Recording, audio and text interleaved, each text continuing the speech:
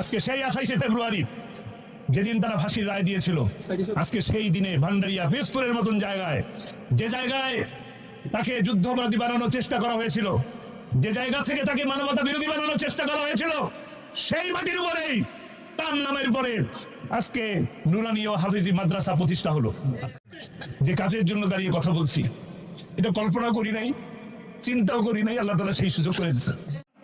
এই পিরোজপুরের কৃতি সন্তান, মাটির সন্তান, কোরআনের পাখি, গোটা বাংলাদেশের নয়নের মণি, পৃথিবীর অসংখ্য মানুষের হৃদয়ের স্পন্দন আল্লামা সাঈদীকে ফাঁসির রায় দিয়েছিল পৃথিবীর নিকৃষ্টতম মিথ্যা মামলার মাধ্যমে।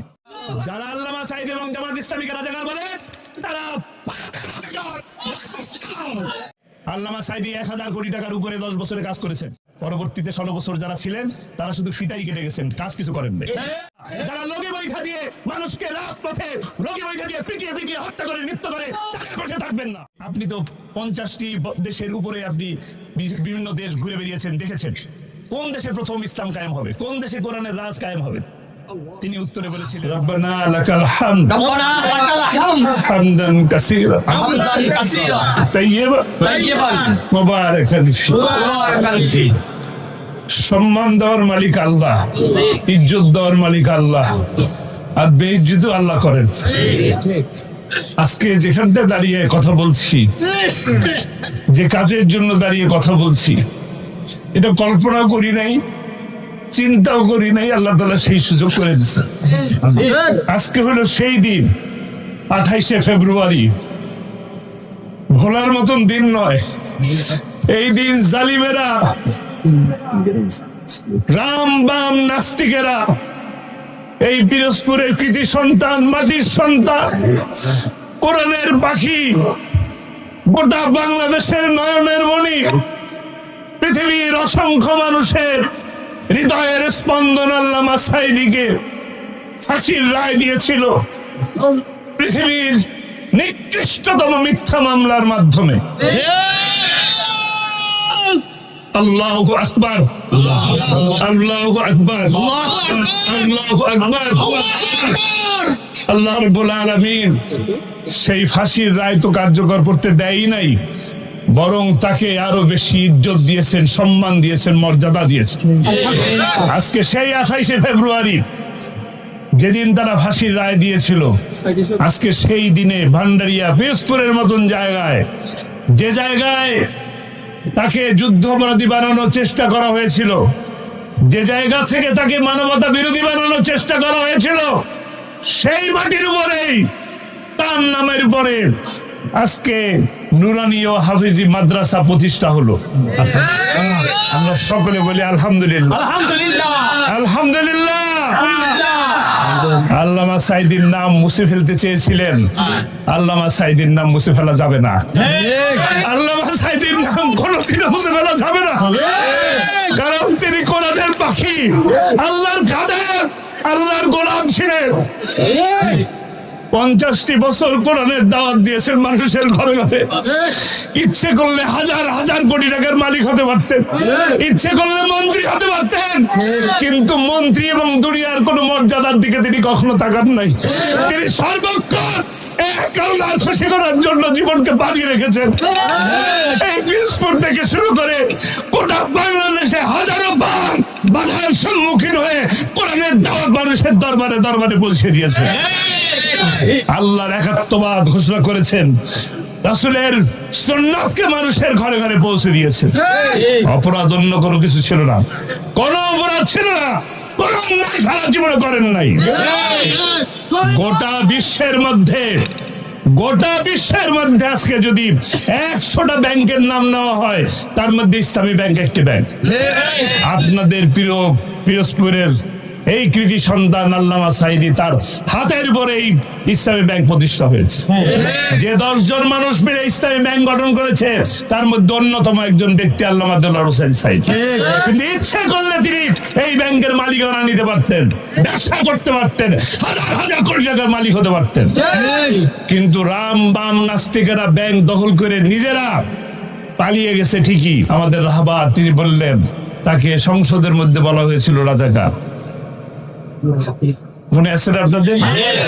তিনি তার উত্তর দিয়েছিলেন, আমাকে যারা রাজাকার বলে তারা পিতৃ পরিচয়হীন অবৈধ পিতার সন্তান।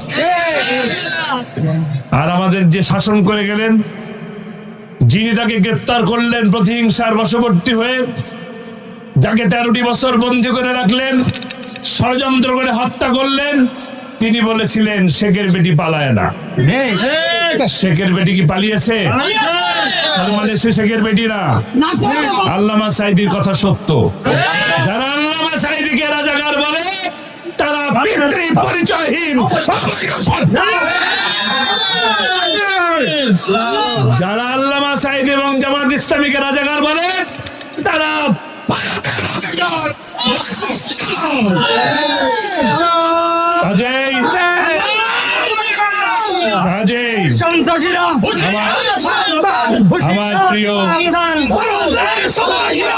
আমার প্রিয় ভান্ডারিয়াবাসী, কোন শেয়ার বাজার লুটের পাশে থাকবেন না, কোন ব্যাংক ডাকাতির পাশে থাকবেন না। যারা কোরআনের পক্ষে, ইসলামের পক্ষে, তার পক্ষে থাকবেন ইনশাআল্লাহ। অনেক দিন দেখা হয়ে গেল, অনেক কিছু দেখা হয়ে গেল, উন্নয়নের নামে অনেক ঢেউ দেখতেছি, এখন রাস্তায় চলার মতন অবস্থা নাই। কাজেই আল্লামা সাঈদী 1000 কোটি টাকার উপরে 10 বছরে কাজ করেছেন। কাজ হয়েছে, কাজ এখনো আছে, দেখা যায়, পরিষ্কার ভাবে দেখা যায়। পরবর্তীতে 16 বছর যারা ছিলেন তারা শুধু ফিতাই কেটে গেছেন, কাজ কিছু করেন নাই। আল্লামা সাঈদীর করা কাজগুলোরই ফিতা কেটে গেছেন। ইনশাআল্লাহ আল্লামা সাঈদীর সেই উন্নয়নের ধারা অব্যাহত রাখার জন্য আমরা কাজ করে যাব ইনশাআল্লাহ। আপনাদের আজকে আমি আমার এই ভাই, আমার প্রিয় ভাই জাকির হোসেন ভাইয়ের কাছে কৃতজ্ঞতা জানাই, ভালোবাসা জানাই, সম্মান জানাই। আজকে তিনি 8 বছর ওই সরকারের পিরিয়ডে উনি সমাজসেবামূলক কাজ করেন, কিন্তু 8টি বছর নিজের বাড়িতে আসতে পারেন নাই। আপনারা তার পাশে থাকবেন। তিনি কিন্তু আপনাদের জন্য এই ইউনিয়নের যে মানুষটাই অসুস্থ হয়ে ঢাকায় গেছেন চিকিৎসা করার জন্য, তার জন্য তার পাশে তিনি দাঁড়িয়েছেন। একজন সমাজসেবক মানুষ, মানব দরদী মানুষ। আপনারা মানব দরদির পাশেই থাকবেন, মানবতাবাদীর কাছে থাকবেন, মানবতা বিরোধীদের কাছে থাকবেন না।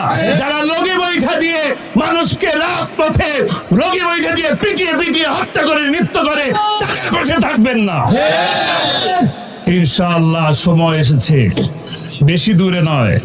আল্লামা সাঈদীকে জিজ্ঞেস করা হয়েছিল যে আপনি তো 50টি দেশের উপরে আপনি বিভিন্ন দেশ ঘুরে বেরিয়েছেন, দেখেছেন, কোন দেশে প্রথম ইসলাম কায়েম হবে, কোন দেশে কোরআনের রাজ কায়েম হবে? তিনি উত্তরে বলেছিলেন বাংলাদেশে। তার কথা যদি এর আগের প্রতিটা কথা সত্য হয়, এই কথাও সত্য হবে ইনশাআল্লাহ। বাংলাদেশে ইসলাম কায়েম হবে প্রথম। আগামী দিন ইনশাআল্লাহ ইসলামের সূর্য উঠবে। আগামী দিনের পার্লামেন্টও হবে কোরআনের পার্লামেন্ট ইনশাআল্লাহ। আমরা আল্লাহর আইন চাই, সৎ লোকের শাসন চাই। প্রতিটি ঘরে ঘরে পৌঁছে দিতে হবে ইনাম, প্রতিটি ঘরে ঘরে আমরা আল্লাহর আইন চাই এবং সৎ লোকের শাসন চাই।